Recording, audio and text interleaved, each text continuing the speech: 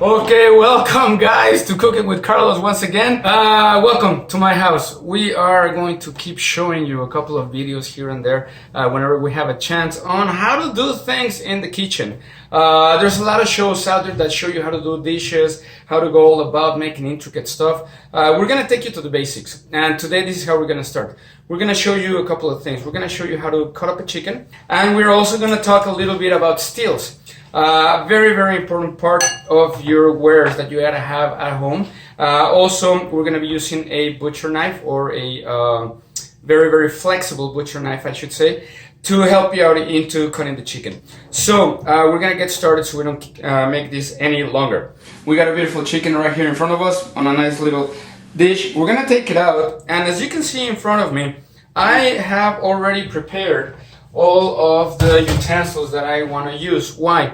Because I don't want to be touching a whole lot of stuff, and I'm also touching the chicken, right? Why? Because I'm gonna have to be washing my hands constantly, and yeah, that's a great thing. As you notice, I'm not wearing gloves, which is something that you will do anyways as you're working with the chicken, but you also don't want to waste a whole lot of time, right? And we have our steels. So once again, we have two different types of steels, as you can see. We have one that is completely oval, and then we have one that looks just like a rod, regular steel that you would buy at any store. This is called a diamond steel, the one that's flat.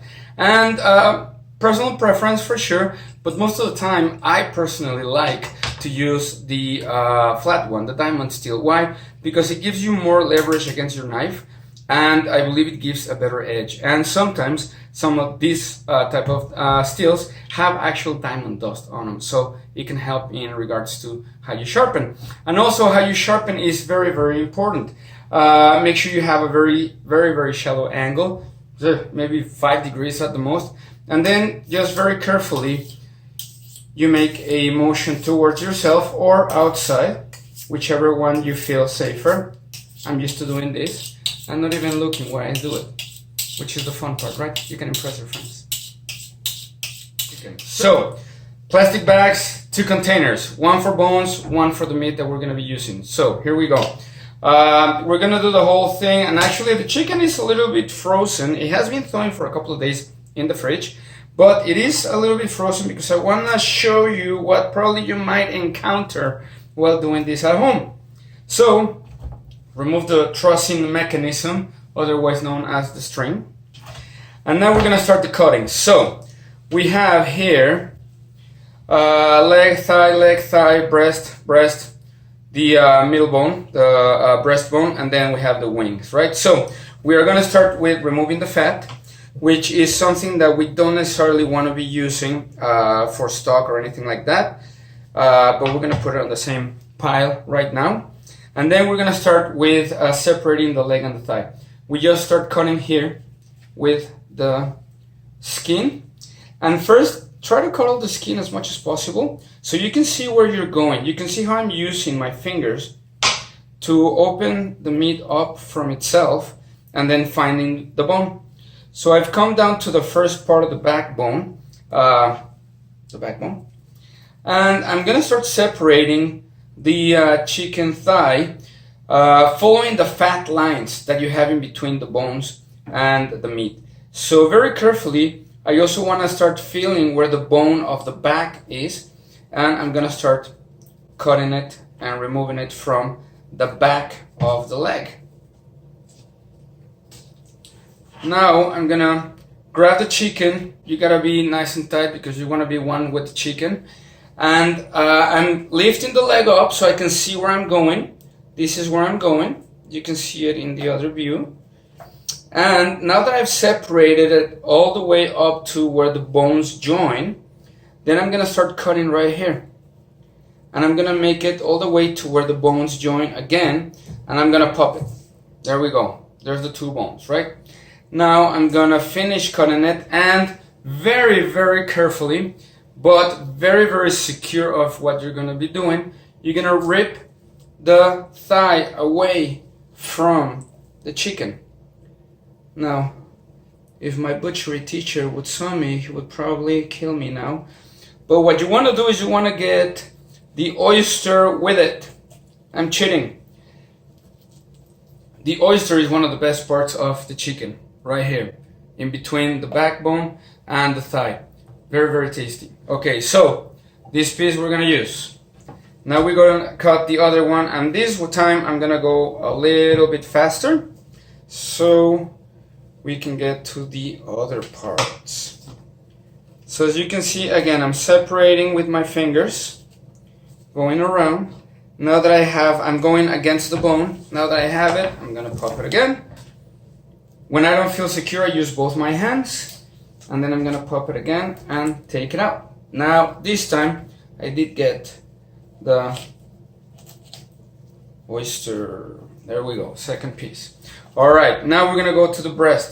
But before I get to the breast, I'm going to remove the wings. So, to go around the wing, what you want to do is first you want to cut this one outside. You can see the fat line right here running through the bones. So just cut right there. That's for stock. If you like wings, then you can use this for your chicken wings, again with the fat line right there, and you can get a nice clean cut. We're gonna do it again, which is the great part about doing a whole chicken. You get to practice. Not good. I found resistance. That's the key. If you see resistance, you're doing something wrong. So stop, put down your knife, see what's going on, and fix the problem, okay? So we're gonna pull the little wingy out. Right there, we're gonna go again. And it's very easy to cut through the white tissue that the bones have. Okay, now we're ready to go. We've left these two wings attached to call it a French breast. That will be the terminology to use. So now we're gonna cut the breast away. We go through the middle on both breasts. Just cut across and you'll feel more comfortable as you practice. And again, the same thing. I'm looking for the bone because I'm gonna go around the bone, feeling the meat. And if you pay very, very close attention, you can even hear that the breast is still a little bit frozen, which is fine. A lot of the times at home, we don't have 3 days to defrost the chicken. So what I want you to see is that you can still work with it. It's soft enough and my knife is sharp enough that it will cut through it. And so I am again going against the bone. The breast is still a little bit frozen. Then you can see that it's actually easier for it to separate. I have come to the wing. I'm gonna turn her around, and then now you have also the lucky bone, as they would say, the bone that makes the color bone of the chicken. Right here, I'm just going through it all the way down and getting to the joint of the wing. I also have this part of meat that I need to cut out, so I'm gonna cut it out, go around it. And now, again, you can also try to either pop it or very, very carefully go with your knife around where the bone is. Always watch your fingers, and voila. There you go. You have one breast. Now we're gonna do the other one, which might be the dangerous part. Why? Because now you don't have a whole lot of proper structure to keep it nice and flat, right? So we're going to again go against the bone, and what I'm doing is I'm going against this bone. I'm trying not to go with my knife against the meat, just against the bone. And if you go little by little, you will be able to feel it. So I got that part done. Now I'm gonna go against the bone, the collarbone, you could say. Go around it,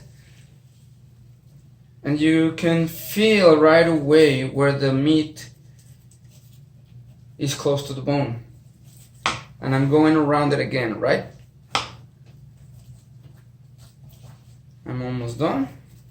I'm again following the bone, pushing the meat away from where I'm working, getting to the connective parts of the wing. Very, very carefully, I'm seeing where I'm going before I act. And there we go. Breast and bones. All right, so when we talk about, family, whole chicken, how many meals you can get, this is the important part of buying whole chickens, or even if you grow your own chickens, this is what you can do.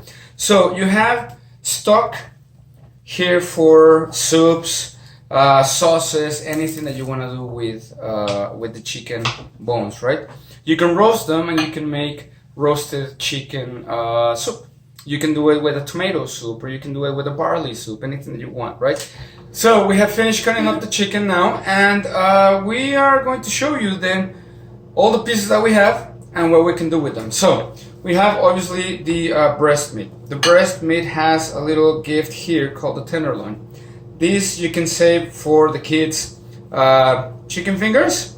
And now you have two breasts that you can obviously remove the skin and use for at least 3 people. If you are very, very frugal, you can also maybe even use it for 4 people. Say you're making fajitas. Boom, right? Now, so this is 1 and this is, say, 2 for the kids, right? Then you have bracing items here. Again, the thigh and the leg. So that's 2 dishes at least, and you have your stock items, which is the bones. Even if you wanted to maybe even exaggerate a little bit, don't forget that you have the wings. We can always cut the wing off from this one. I will show you in a second how. And then you have a snack. You have the tenderloins, you have the wings, you make a snack, buffalo sauce, boom, there you go. All right. So in any case, now you've seen how this is done very quickly. From here you can use different techniques. Again, stock, sauteing, bracing, and we're pretty much done. So thank you for joining us again. Don't forget to give us a like. We love to see you here. Enjoy your time in the quarantine, time to be with family, time to be close to friends through social media. So stay in touch. We'll come around to do another video sometime soon, alright? See you later, and like we say in Mexico, a comer!